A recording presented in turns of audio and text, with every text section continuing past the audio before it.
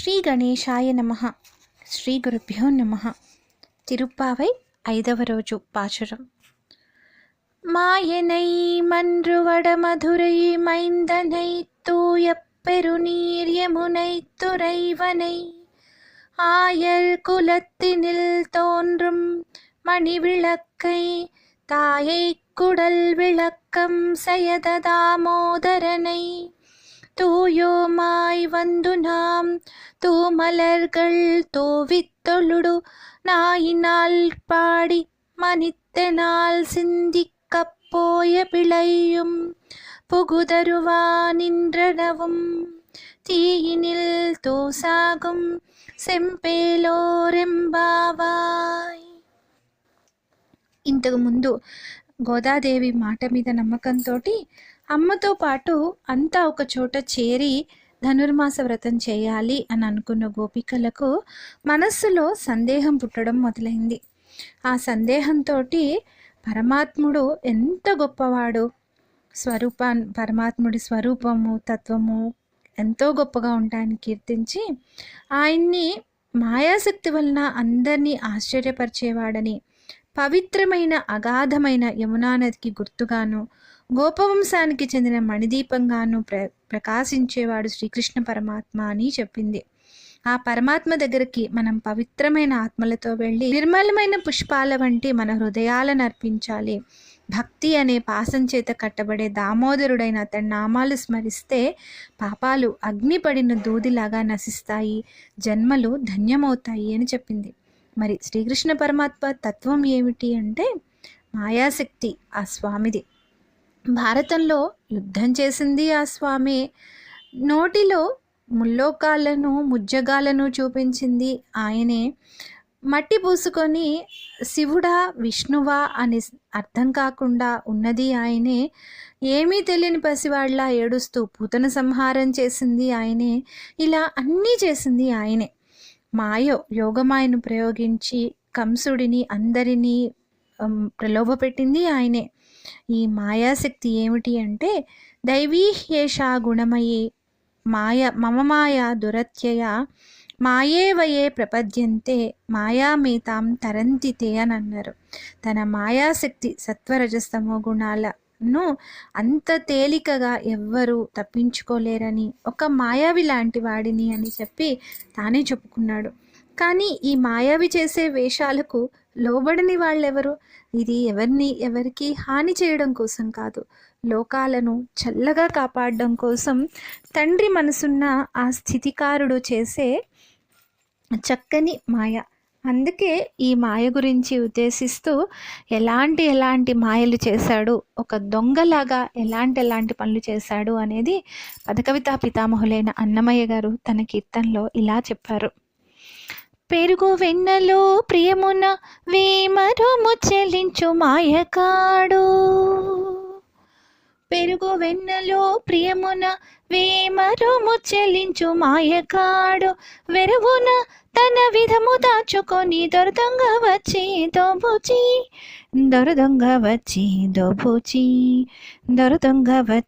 దోబుచి బండి విరిచి పిన్న పాపలతో నాడి దుంటగీడు వచ్చి దోబుచి,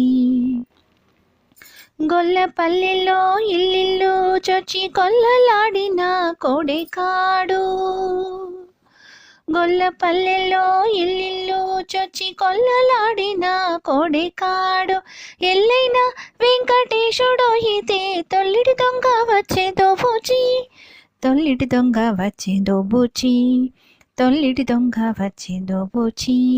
బండి వీరిచి పిన్న పాపలతో నాడి దుండగీడు వచ్చే దోబుచి.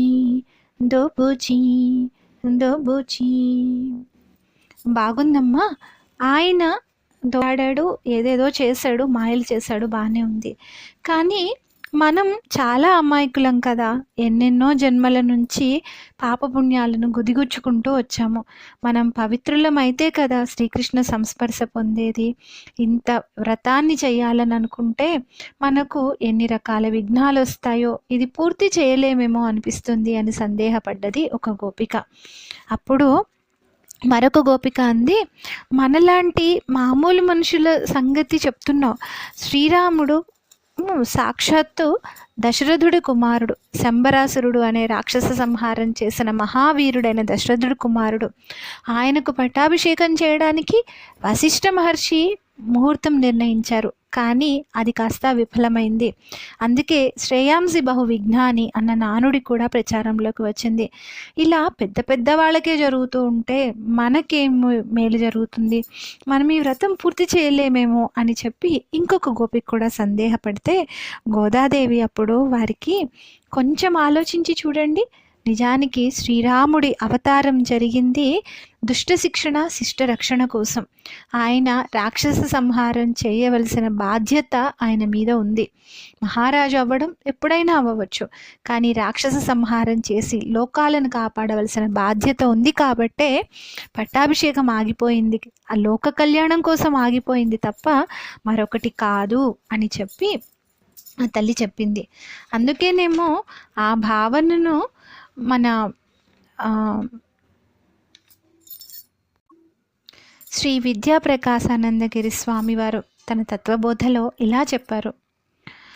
ఋషులు పొందిన శాంతి కల్గునా నాకని సంశయింపకువోయి మనసా.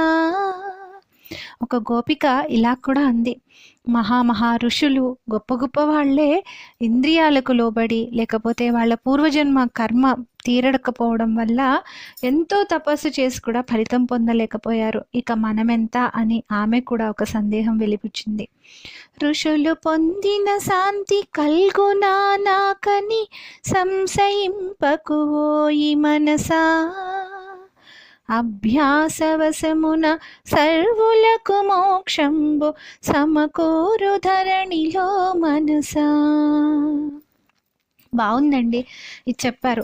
మరి అభ్యాసం ఏమని చేయాలి, మా పాపాలు తొలగేదెలాగా అంటే, రామ రామాయనుచు నిరతంబు మదిలో స్మరణ చేయుమోయి మనసా. రామ రామాయనుచు నిరతంబు మదిలోన స్మరణ చేయుమోయి మనసా. పరమ పావనమైన దైవనామము చేత పాపమంతయు తొలగు మనసా. పరమ పావనమైన దైవనామము చేత పాపంబు తొలగునో మనసా. ఇక్కడ గోపికలకు కూడా అమ్మవారు అదే చెప్తోంది. ఆచరణ ద్వారా మనము ఆ స్వామిని అర్చించి సేవించి తరించాలి అని చెప్పి చెబుతూ ఉంది ఆండాళ్ తల్లి. ఓ మాయావి, ఓ దామోదర అని నామాలు కీర్తించడంతో పాపాలు వాటంతటవే వదిలిపోతాయి అని చెప్పింది. ఎందుకు అంటే ఆయన దామోదరుడు ఎప్పుడయ్యాడు, తాను ఆ యశోదాదేవి కుమారుడుగా ఆ తల్లి గర్భాన్ని ఎంతగానో ప్రకాశింపజేసినవాడు. ఆ తల్లి విసుగు పొంది కట్టేస్తే, తాడు పెట్టి కట్టేస్తే ఆ తాడు మరకలు పడి దామోదరుడయ్యాడు అని ఒక కథ. అంతేకాదు, దామము అంటే దండ, ఉదరము అంటే బొజ్జ, బొజ్జపై పూలు వేలాడినట్లు వేలాడుతూ ఉంటాయి అని కూడా దండ బొజ్జపై వేలాడుతూ ఉంటుంది. అలాంటి వాడు దామోదరుడు అని కూడా ఒక పేరు స్వామికి. అందుకే ఆ స్వామి గురించి ఆ ఎన్నెన్నో లీలలు అన్నీ చదువుకుంటూ శంఖ చక్ర గదాధర అంటూ ఆ స్వామిని సంబోధిస్తూ ఉంటారు. ముందుగా అలా సంబోధించిన వాడు వసుదేవుడు. శ్రీకృష్ణుడుగా స్వామి పుడుతూనే, మహావిష్ణువు పుడుతూనే శంఖ చక్ర గద మొదలైన, శంఖము చక్రము గద మొదలైన వాటిని ధరించి పుట్టాడు. అందుకని పుట్టేయపుడే చతుర్భుజాలు శంకు చక్రాలు ఎట్లు ధరించెని ఈ కృష్ణుడు అంటూ ఆశ్చర్యం ప్రకటించారు బదకవితా పితామహుడు. శంఖ చక్ర గదాధర అంటూ తండ్రి అయిన వసుదేవుడు కూడా కీర్తించాడు. ఇలా మహామాయావి తత్వంతో ఉంటాడు ఆ స్వామి అని చెప్తూ ఉన్నారు. అంతేకాకుండా ఆ స్వామి మన్ను వడ మధురై మైందనై అని చెప్పింది యశోదమ్మ. అంటే ఉత్తర మధురకు నాయకుడైన వాడిని కీర్తిస్తున్నాము అన్నారు. మధుర ఒకప్పుడు సిద్ధాశ్రమము, కశ్యపుని తపస్థానమై వామనమూర్తి అవతరించిన ప్రదేశము. శత్రుఘ్నుడు దీన్నే రాజధానిగా చేసుకొని పరిపాలించాడు. దేవకీ వసుదేవులకు కృష్ణుడు కూడా ఇక్కడే జన్మించాడు. అంటే నిత్యము భగవత్ సంబంధం కలిగింది మధుర. అందుకే పరమ పావనమైన మధురను నమ్మాళ్వారు మహర్షులు కూడా కొనియాడారు. వైకుంఠంలాగే మధుర కూడా సర్వ జగత్ ప్రసిద్ధము. శ్రీకృష్ణుడికి పరమపదము కన్నా మధురా నగరమే ఎక్కువ ఇష్టము అని మన గోపికలు అంటూ ఉన్నారు. విష్ణువు అంటే సర్వవ్యాపకుడైన వాడు. ఈ మధురా నగరంలో సనాతనుడిగా స్వామి ఎప్పుడూ ఉండేవాడే. ఆయన కూడా ఇక్కడ ఆ మాయావియే మధురానాథుడైనాడు అని కీర్తిస్తున్నారు. ఆ తర్వాత పరిశుద్ధము అగాధములైన తోయి పెరునీర్ యమునై తురైవనై అండ్ యమునా నది పరమ పవిత్రమైంది. మామూలుగా ఏమిటంటే పరమపదంలో వైకుంఠంలో ఉండే నది విరజా నది. అది భగవంతుడు ఎక్కడికి వస్తే అక్కడికి అది కూడా దిగొస్తూ ఉంటుంది. శ్రీరాముడిగా అవతారం దాల్చినప్పుడు అయోధ్యగా వైకుంఠము, సరయూ నదిగా విరజా నది దిగి వచ్చాయి. యమునా నదిగా శ్రీకృష్ణ అవతారంలో దిగి వచ్చింది. అయితే యమునా నదికి మరింత ప్రత్యేకత ఏమిటంటే చిన్ని కృష్ణుడు అవతరించగానే కంసుడి భయంతో ఆ పసిగుడ్డుని స్వామి వసుదేవుడు తీసుకొని వెళ్తూ ఉంటే దారి ఇచ్చి సహాయపడింది యమునా నది. అంతేకాకుండా శ్రీకృష్ణ పరమాత్మ గోపికలతో కలిసి రాసలీల చేసింది కూడా ఈ నది ఒడ్డుననే. అందుకే పరిశుద్ధమైన పవిత్రమైన యమునా నది ఒడ్డున ఉండేవాడు మన కృష్ణయ్య అంటూ కీర్తిస్తున్నారు. ఆ తర్వాత గోపకులంలో ప్రకాశించిన మణిదీపం లాంటి స్వామిని కీర్తిస్తూ ఉన్నారు వీళ్ళంతా కూడా. అంటే ఎన్నో జన్మల నుంచి మనం ఎన్నో పాపాలనే చీకట్లో కొట్టుమిట్టాడుతూ ఉన్నా కూడా ఈ పరంధాముడనే వెలుగు పడింది అంటే మన గుణగణాలు, మనలోని మంచి గుణగణాలన్నీ ప్రకాశిస్తాయి అని అంటున్నారు.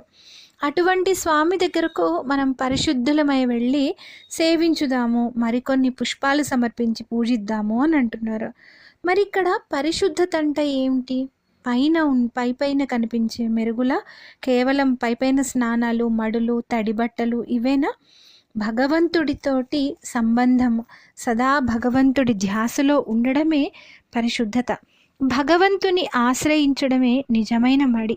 నిజానికి ద్రౌపది అన్నా కాపాడు దామోదర అని చెప్పి ఆ స్వామిని వేడుకున్నప్పుడు తాను నిజానికి రజస్వల అయి ఉంది. మరి ఆ పరిస్థితుల్లోనే భగవంతుడిని ప్రపత్తి చేసింది. యుద్ధరంగంలో సైనికుల మధ్య శ్రీకృష్ణుడు అర్జునుడికి గీతోపదేశం చేశాడు.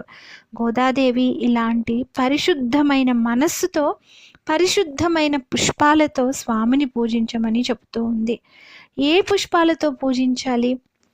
తామర పూలతో పూజించాలా, మల్లెపూలతో పూజించాలా, లేకపోతే గులాబీలతో పూజించాలా, లేకపోతే మరొక రకం పూలతో పూజించాలా అంటే భగవంతుడికి మనం అష్టదళ పద్మారాధన అనేది ఎంతగానో పేరు పొందిన ఒక సేవ తిరుమలలో జరుగుతూ ఉంటుంది. 8 రేకులు ఉన్న పువ్వులతోటి పూజ చేయాలి అని. అసలు నిజానికి 8 పుష్పాలు కూడా సమర్పించాలి అని చెబుతూ ఉంటారు. ఏమిటి లెక్కపెట్టి 8 గులాబీలో 8 మల్లెపూలు సమర్పించడం కాదు. అహింస ప్రథమం పుష్పం, పుష్పమింద్రియ నిగ్రహ, సర్వభూత దయా పుష్పం, క్షమా పుష్పం విశేషతః, శాంతి పుష్పం, తపః పుష్పం, ధ్యాన పుష్పం, తథైవ చ సత్యం అష్టవిధం పుష్పం విష్ణోః ప్రీతికరం భవేత్ అని మనకు మన సనాతన ధర్మం చెబుతూ ఉంది. అహింస, మాటలతోటి చేతలతోటి ఏ రకంగా కూడా ఎవరిని హింస పెట్టకపోవడం మొదటి పుష్పం భగవంతుడికి సమర్పించేది. రెండవది ఇంద్రియ నిగ్రహం, ఏ సమయానికి ఎలా ఉండాలో అలా ఉండడం. ఆ తర్వాత సర్వభూత దయా పుష్పం, నేనొక్కడనే గొప్పవాణ్ణి అని కాకుండా అందరూ భగవంతుడు అంశలే అన్న ధ్యాస కలిగి ఉండడం. సర్వభూతముల పట్ల, అన్ని ప్రాణుల పట్ల దయ కలిగి ఉండడం. క్షమాపుష్పం, తప్పో ఒప్పో చేశారు తెలుసుకుంటే వాళ్ళని క్షమించగలిగే పెద్ద మనస్సు. విశేషత, ఎంతో ప్రత్యేకత ఉంది క్షమకు. శాంతి పుష్పం, తాము శాంతిగా ఉండడం, వేరే వాళ్ళని శాంతిగా ఉండనీయడం. తపః పుష్పం, వీలైనంతలో తపస్సు చేయడం. ఆ తర్వాత తపస్సు అంటే ఈ రోజుల్లో మానసిక శారీరక తపస్సులే చాలా ప్రాధాన్యం. మానసికంగా ఎవరిని అనకూడని మాటలు అనకపోవడము, శాంతిగా ఉండడము, ఇవన్నీ కూడా. ఆ తర్వాత ధ్యాన పుష్పం, ధ్యానం చేయడం, తథైవచ.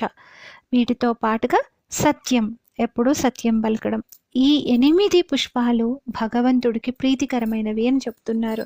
ఇవి సమర్పిస్తే చాలు భగవంతుడికి. ఇలా మన జీవన విధానాన్ని వీలైనంత వరకు ఈ 8 మార్పులకు, ఈ 8 ఆచరించేలాగా మన జీవన విధానాన్ని మలుచుకునే ప్రయత్నం చేస్తూ ఉంటే అదే స్వామికి నిజంగా అష్టదళ పుష్పారాధన, అష్ట పుష్పాలను సమర్పించడం అని చెప్పి మనకు మన సనాతన ధర్మం చెబుతూ ఉంది. ఈ ధ్యాసతోటి ఈ పాశురాన్ని మరలా హాయిగా మనం చేసుకుంటూ గోదాదేవికి నమస్కరిద్దాం.